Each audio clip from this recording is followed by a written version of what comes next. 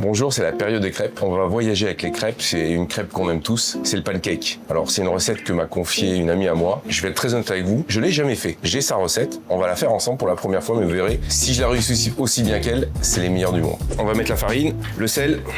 Ça, c'est pas du baking powder, c'est du bicarbonate de soude. Très important, c'est pas la même chose. On va mettre les œufs. On va commencer à mélanger. On va mettre le beurre fondu.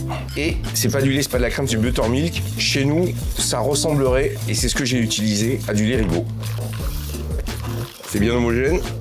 L'un des secrets pour réussir les pâtes à crêpes, c'est toujours verser le liquide sur les éléments secs. Donc vous avez vu, j'ai toujours commencé par la farine, le sel, le sucre. On commence à ajouter, avant que ce soit totalement mélangé, le reste du liquide pour que ça fasse une émulsion.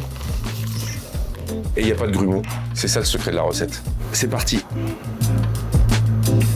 Une poêle chaude, légèrement grasse, avec soit un petit peu d'huile, soit un petit peu de beurre.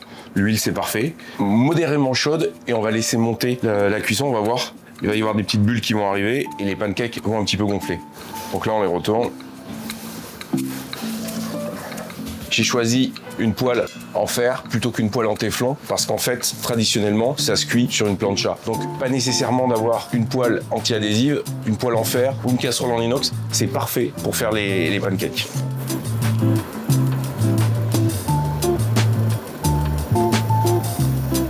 Pour ceux qui veulent s'amuser, pour les enfants, on peut faire un petit mité. Maintenant, il ne reste plus qu'à verser du sirop d'érable chaud dessus parce que c'est meilleur. Ça s'imbibe. Et on se régale, ça c'est parfait pour le petit déjeuner. À la prochaine fois.